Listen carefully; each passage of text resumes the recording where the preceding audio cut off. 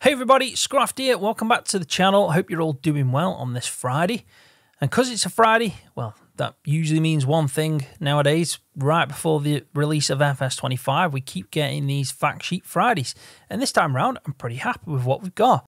I've saved the best till last, but we'll start off first with this Fendt 700 Vario. Now, obviously, the 700 Vario comes in various sizes and horsepower and all that good stuff, but the one we got right in front of us right now is I think it's the 725. I think it is.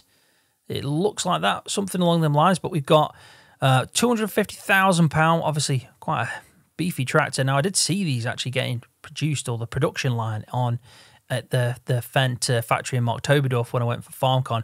And it definitely did give me a bit more appreciation and respect for Fendt and the way they've got everything set up. So I am liking Fendt a lot more since that factory tour. I think things like that just open your eyes to what actually goes on. So I'm liking the Fendt, and I do like that tractor. 203 horsepower to 303 horsepower, and it's got a good speed of 31 miles an hour.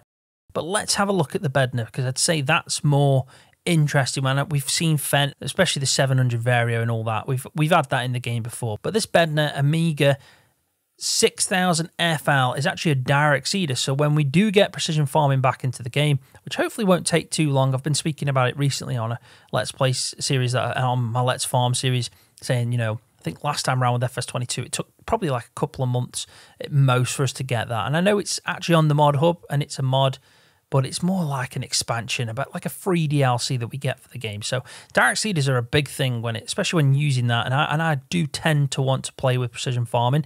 So let's have a look at this then. It's 116,000, quite an expensive one, 200 horsepower requirement. We can obviously configure the capacity that it can have from 5,000 to 5,400. It's got a 6 meter spread, which is not too bad. So that's the width of the actual seeder. But that's not too bad for a direct seeder, because they obviously have to do quite a lot to kind of prepare the soil before they start actually planting in them seeds. 6 meter, and it's got a 10 mile an hour work speed as well. Holds seeds as you'd expect, and solid fertilizer, which is always a little bonus. And for the crop types, well, just standard for what you'd expect for a seeder. But now finally, there's no more question mark, and we can see the peas.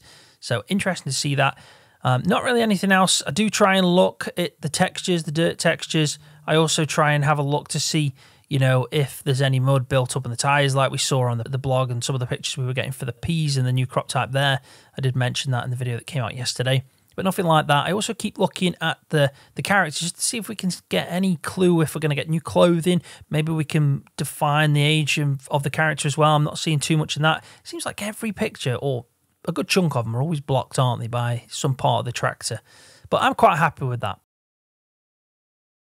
So every time we've looked at the actual fact sheet, I'll bring up the picture as well so we can enlarge it, get a better view of it. So this is the 700 and the Bedner behind. I think a lot of people will probably try out that Bedner because it's direct seeding, like I said, decent seeder, quite expensive one. So it's not something you're going to start off with, where that great plain seeder and that John Deere. It's probably something that's more suited to starting off. I do like that house though in the distance. It kind of reminds me of like maybe a British house or something you'd see on a UK map. I know it's not, because this is all on Riverbend Springs, but I do like the look of that. But there's not really anything else that's standing out on this one. So let's move on to the next one. Right, so the next one, we've got a Deutz-Fahr. Now, I do like this Deutz-Fahr, and probably someone will be able to tell me in the comment section, is that a slightly older version than the current models that are coming out? Because it's the 6135C there, and we're getting information here, the 6C RV shift. But it kind of reminds me of something maybe a few years older. I don't know, but it might not be. It might be a brand new model, but I do like the look of that. It's a small one. Ideal if you can get a front loader. We're not getting any mention there if we can get a front loader, but with it being 143 horsepower, that is probably ideal for a front loader tractor. 104,000, let's say, it's going to cost you out your bank balance. 31 miles an hour, so a good speed for a small tractor. 160 litres in the tank. I mean, all that stuff, I don't know if it matters to everyone, but what I look at when I'm looking at these small tractors is, you know, for starters, I want to try it out, see how it turns well in the game. I think that's always really important, to have a small tractor that turns well for your yard and animal work and tight spaces. And I also look at like the price and the horsepower, because the horsepower kind of obviously determines a lot of what you're going to do. And with a small tractor, you probably want to be rowing, tedding, potentially baling like this one's doing. So yeah, I don't mind that at all. And if we can get a front loader on that, I think that would be a decent little tractor. But let's talk about the Crone. So we've got this Crone Vari Pack V190 XC Plus, and it's a baler. Now, I really like this baler. It kind of reminds me of what we got with the Straw Harvest pack that came out not too long ago on FS22. Love the Straw Harvest pack, and I love the options that come with that and the additions to the game. But that baler is a really nice thing to have in base game. 69,500, 100 horsepower requirements, so not too much. You know, you can do quite a lot. It can obviously opens up a lot of the small tractors for it being only 100 horsepower. But I like the fact, especially, that we can do from 125 centimeter bales all the way up to the 180s. That just means that this baler is so versatile. And with a 10-mile-an-hour working speed as well, it's not too bad. So again, we'll have a look at the picture blown up so you can get a good shot of it. Nice looking tractor, really is. Again, character's not standing out. There's no dirt texture on that. It looks like it's come fresh out in the field. But the grass, again, I always talk about the grass. There's two things I want to point out here. How good does that cut grass texture look? How much more full? It's really defined. Like you can kind of see each individual strand of grass there. Each individual blade of grass that's been cut, and it's a nice level. You know that it's just been chopped. Got this nice level thing. I do think they've definitely improved the way all crops look, because obviously we've got this double side rendering that I keep mentioning, and it's more full. But I think it's also making things like that look better, where we're going back into the field to do baling on a field that we've mowed up. Now, the texture of the grass, like either hay or grass, that is, it's probably going to be hay, let's say, but the texture of that does look somewhat better. But I would really like to see 3D textures on some of the fill types we get. You know, can you imagine if we can get 3D textures of potatoes or sugar beets, for example, like a root crop, where you can see them all individually and they kind of got their own physics? It'd be amazing. Same with the grass on the floor. If it had a 3D texture, it'd obviously be a massive jump up in what we're currently seeing in Farming Simulator. But I do have to say, and be fair to Giants, the amount of pressure that would put onto systems, you know, it's kind of like, yeah, it's a big leap to get something like that. But hopefully, fingers crossed, one day we might be seeing stuff like that into the game. You know, maybe next generation of Farming Simulator or the one after. But it has to go there at some point, because I think, you know, we've seen some AAA titles coming out that has it now, but it does take a lot, and it does take a lot of power. I don't even think it would perform that well on PS5 and current generation consoles if we started having 3D textures like that, 3D fill types, where it's each kind of thing's got its own physical form, and there's thousands of them. You know, like imagine a load of sugar beets in a trailer, and they've all got their own physics, and each individual sugar beet's got its own physics, its own 3D kind of rendering. It's a lot to take, but it would be something good to see, and hopefully they can find a way of doing it and still keep the game really optimized.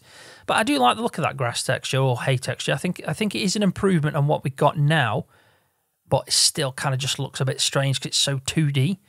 But, you know, I can overlook them for the improvements elsewhere with the lighting and shadowing and everything else. And I think definitely, honestly, mark my words on this, going into this game firsthand, I don't think the pictures do it justice. It's like when you first shift from a PS4 to a PS5 and you see that definition of the games and how they feel and look and how they run, you know, the better frame rates and all that. It's going to feel like that as soon as we jump into the game, even for PC players like myself. So I'm really looking forward to kind of seeing that crisp definition that they've been able to go to, because obviously dropping the older gen consoles. Right, the next one is a really good one. JCB 435S wheel loader. Now, straight away, it's probably obvious to you guys, but that chaff texture is standing out to me as something new. It looks a lot better. But as a fan of Joey's, massive fan of Joey's, in fact, a little bit of a fact for you, I actually live really close to kind of like the world headquarters of JCB. I kind of grew up down the road from it as a young lad, played for the JCB Football Club, so got a real close kind of connection to Joey's, as I call it. I've said it before, you know, a lot of people around the area, my dad, family members, you know, they're all kind of employed. They rely so much on JCB, and yeah, I've just always had like a close connection to him because of that. So I love the fact that we get JCB in the game. It's a weird one because they make the fast track tractors, but they don't really do much else when it comes to tractors. But no matter what farm you're on, you see a farm, you'll always see some form of JCB, whether it be a wheel loader, whether it be a telehandler. You know, the old JCB loaders are pretty much scattered all around British farming. And like I said, I'm a bit biased because I've got this kind of connection with them, soft spot for Joey's, and yeah, it's a cracking wheel loader. And saying that, it's also a really common thing and quite a popular part of the game with, you know, making the silage and using a big wheel loader to compact and kind of simulating what they do when you get contracts in and stuff like that. So a lot of people are probably going to like this 43.5S and any JCB for that matter that's into the game. But I love that texture. That chaff texture just does look new to me. I'm not sure if it is just like a standard chaff texture, or maybe it's pointing that it could be looking a bit more in detail to maize, because I know currently in the game we can chop grass and we make forage from that when we put it in a bunker, but you can also chop corn and then you make forage as well from that at the end, but it's kind of just called chaff. It's still at the end though, it's one kind of unified forage, which is just silage. But what I do like about Maize Plus mod is it changes that, so it kind of defines grass silage and then maize silage, and I'd love to kind of have that in game, because probably know this yourself from playing the game, but also maybe a bit of knowledge from farming background.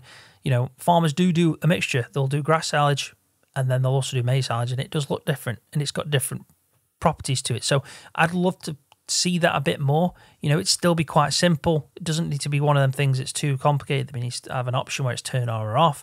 You can either make maize silage or you can make grass silage. And I just like the fact that they're maybe putting a bit of focus on that, just because, you know, we're seeing these different textures and chaff texture looks really good. And I think that's going to be a popular thing, seeing new textures like that with something, with it being such a, really popular thing to do in the game. A lot of people like making silage in a bunker. I could see that football in that tree. Someone's obviously knocked a football up in the tree. And I do think that's the pasture where we first saw the baby animals. We got a gameplay reveal, a gameplay trailer when the baby animals was announced, and there was a little pasture with all of them bobbing about, and I'm sure it's that pasture. So we're definitely on Riverbend Springs here. Now, looking at the character, that might be different. I don't think that's the standard FS22 face. Now, I know you can change it depending on some of the settings you pick at the start, you know, but we don't get much options there, do we? It's mainly ethnicity and then kind of like hair, and that's pretty much it. I mean, you can put glasses on, clothes, and that jacket does look nice. So I think we're probably going to get some new clothes, but apart from like the ethnicity that you set in, you can't really change the facial structure. You can't really define the age of the person, and I'd like to see that a little bit in the game, just even if it's just a small step here and there, and then eventually another small step. I don't expect them to change so much, and then we got this massive customization tool, but I'd like for them to give us a little bit more each time round. So I'm hoping that's kind of pointing in the direction that we are going to get that. Now, I've definitely saved the best one to last with this. White. I've never heard of this company before, done a little bit of research. They were obviously purchased by Agco, which is pretty much every old school brand just that it's ever existed. I mean, Agco pretty much own Fendt, they own Massey, I think they own Valtra. I mean, they've consumed everything. They're like a giant monster that's just never going to stop.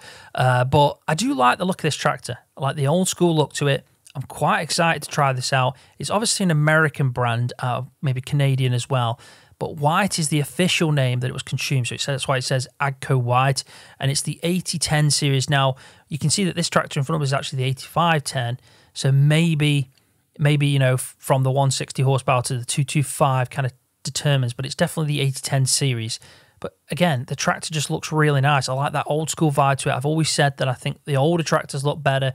Kind of got a Ford vibe to it, you know, the old school Fords that we see. Again, that's moved to New Holland now, and I love a New Holland, but I still think the Fords were a mile above what we see with New Hollands. And just on style, I just love the bonnets, the style of the older tractors.